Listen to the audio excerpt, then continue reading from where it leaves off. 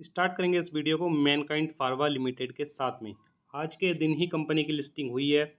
जिन लोगों को, जिन retail investors को ये आईपीओ अलॉट हुआ था, सबसे पहले तो उनको बधाई, क्योंकि तगड़ा रिटर्न जो है लिस्टिंग पे मैनकाइंड फार्मा के शेयर ने कमा के दे दिया है। 32% के ज़बरदस्त प्रॉफिट के साथ आज के दिन मैनकाइंड फार्मा ने जो है डेब्यू अपना किया है मार्केट में।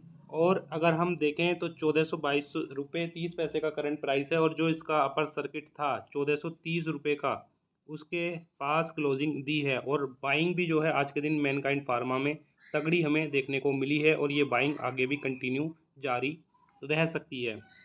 फार्मा सेक्टर से रिलेटेड ये कंपनी है, और कंपनी का जो है जो आईपीओ आया था वो 1080 का जो प्राइस था उसके प्राइस पे, यानी कि 1080 रुपये के प्राइस पे कंपनी का आईपीओ आया था।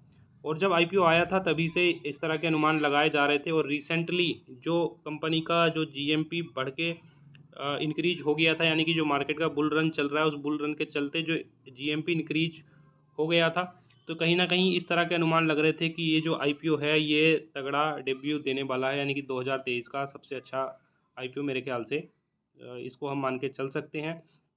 1430 रुपये तक गया है, यानी कि अपर सर्किट भी इस शेयर ने आज के दिन हिट किया है।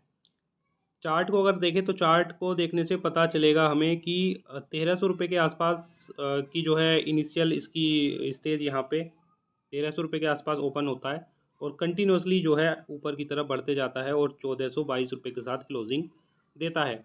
काफ़ी जो रिटेल इन्वेस्टर ऐसे हैं जिनके मन में सवाल हैं कि मैनकाइंड फार्मा का जो ये शेयर है, जिनको मिला है, या कुछ लोगों ने बाई भी आज के दिन मेरे ख्याल से किया होगा, तो उनके सवाल हैं कि कंपनी किस तरह की है, कंपनी को क्या आगे होल्ड करना चाहिए, या फिर प्रॉफिट बुक करके अपना जो आईपीओ में उनको 32% का प्रॉफिट हो रहा है उस प्रॉफिट को बुक करके वहाँ से कंपनी से जो है निकल जाना चाहिए।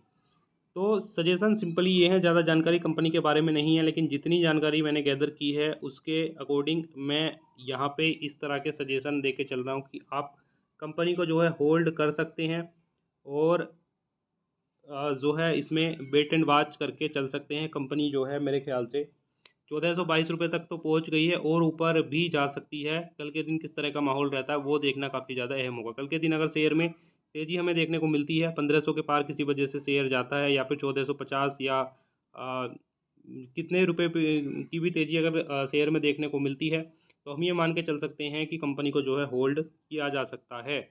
और किसी वजह से अगर शेयर का प्राइस गिरता है, तो यहाँ पे आप जो है, जो भी रिटेल इन्वेस्टर हैं जिनको आईपीओ मिला है, जिन्होंने बाइंग की है आज, एक अपनी स्टॉप लॉस लगा के उसको जो है ट्रेल इस शेयर में कर सकते हैं, क्योंकि नए शेयर मतलब आपको सेफ साइड लेके चलनी है। सेफ साइड कैसे लेके चलनी है, क्योंकि हमें पता है जितनी कंपनी, जितने आईपीओ मार्केट में आए हैं, जो आईपीओ जो है अच्छे खासे प्रीमियम पे जो है लिस्ट हुए हैं, वो क्या हुआ, कुछ टाइम तो ऊपर बढ़े, लेकिन बाद में जो है वो उनका प्राइस जो है वो नीचे की तरफ आ गया। तो ऐसे में क्या करना है कि कहीं ना कहीं अपनी जो है, मान लीजिए यहाँ पे ओपन हुआ और यहाँ तक गया, तो एक लेवल होना चाहिए कि यहाँ पे जो है अगर यहाँ आता है तो यहाँ मेरी स्टॉप लॉस रहेगी, और इसको मैं जो है एग्ज़िट यहाँ पे कर जाऊँगा। तो वो वाली स्टेज जो है दोस्तों, आपको इसमें लेके आप चल सकते हैं। हालांकि कंपनी बढ़िया है, मेरे ख्याल से कंपनी को जो है और ऊपर जाना चाहिए, यहाँ से 1500 के पार जाना चाहिए आने वाले 2-3 दिनों में। लेकिन शेयर मार्केट का दोस्तों किसी को कुछ नहीं पता होता है, कोई अंदाज़ा नहीं लगा सकता है कि कल के दिन मार्केट में क्या होगा। तो आप जो है सेफ साइड के लिए इसमें स्टॉप लॉस लगा के चल सकते हैं। कंपनी के मार्केट कैप को देखें तो मार्केट कैप भी मैं आपको बताता चलूँ, अच्छा खासा मार्केट कैप, यानी कि मिड कैप टाइप की कंपनी हम जो है दोस्तों इसको मान के चल सकते हैं।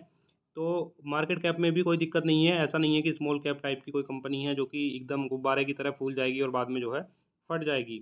उसके अलावा अगर हम देखें सेक्टर का, अगर पीई देखें, यानी कि कंपनी का पीई तो अभी अवेलेबल नहीं है, सेक्टर का पीई जो है अवेलेबल हमें देखने को मिल रहा है, वो जो है 20.39 के आसपास का है। तो यहाँ पे जो है एक चीज़ हम मान के चल सकते हैं कि जिस तरह का मार्केट कैप है, कंपनी जो है एकदम से गुब्बारा बन के फूटेगी तो नहीं। तो ये भी एक अच्छी चीज़ है कि मार्केट कैप कंपनी का काफ़ी बड़ा है। इस कंपनी की सबसे अच्छी खासियत दोस्तों ये है कि ये 90% ऑफ जो रेवेन्यू है कंपनी का, ये डोमेस्टिक जो है, यानी कि इंडिया से इसका रेवेन्यू प्राप्त होता है। दिल्ली बेस्ड ये कंपनी है, और 98% तक रेवेन्यू इसका जो है इंडिया से प्राप्त होता है। जो डोमेस्टिक बिजनेस है विद इन इंडिया, वहाँ से जो है 98% तक रेवेन्यू कंपनी जनरेट कर लेती है। तो किसी कंपनी में जैसे मान लीजिए अभी के समय में इन्फोसिस क्यों गिर रहा है? इन्फोसिस इसलिए गिर रहा है क्योंकि उसका जो रेवेन्यू है 60% रेवेन्यू जो है बाहर से आता है और उसके अलावा यूरोप से काफ़ी ज़्यादा रेवेन्यू आता है। ऐसे में क्या है कि अगर हमारे देश में स्थिति ठीक भी है लेकिन दूसरे देश में स्थिति ख़राब है, तो ये जो शेयर है, ऐसे जो शेयर हैं जिनका रेवेन्यू बाहर से आता है वो हमें पिटते हुए देखने को मिल सकते हैं।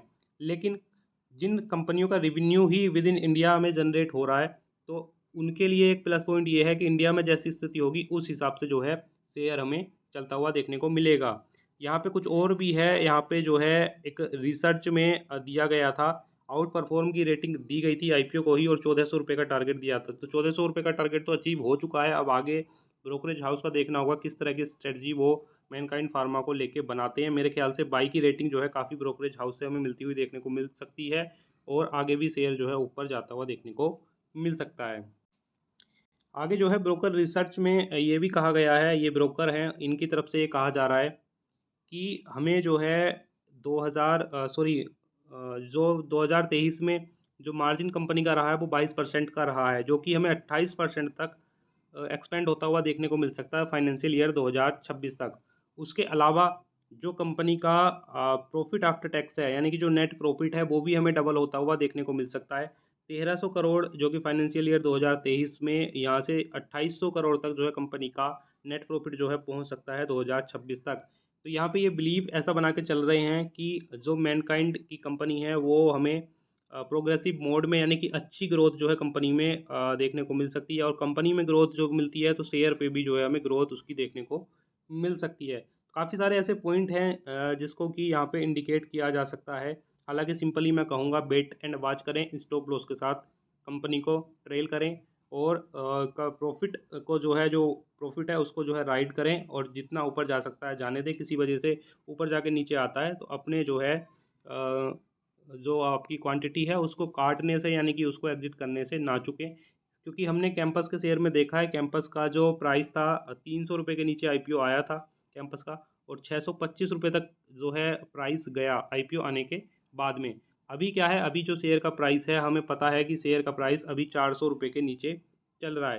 तो जब भी शेयर का प्राइस ऊपर जाके गिरने लगे तो वहाँ पे जो है स्टॉप लॉस आपकी होनी चाहिए। आपको जो है एग्जिट करना, अगर 10% गिर गया, 15% गिर गया, 15 नहीं 20% गिर गया, तो कहीं ना कहीं 500 रुपये पे जब कैंपस का शेयर आया था तो वहाँ पे जो है इन्वेस्टर को निकल जाना चाहिए था। जो निकल गए वो अच्छा है, जो नहीं निकल पाए उनके लिए वो अभी जो है अपना हाथ मलते हुए रह गए हैं, क्योंकि प्रॉफिट देख के भी प्रॉफिट नहीं कमा पाए तो उस चीज़ का दुख दोस्तों सबसे ज़्यादा होता है। तो ऐसी गलती मत कीजिएगा।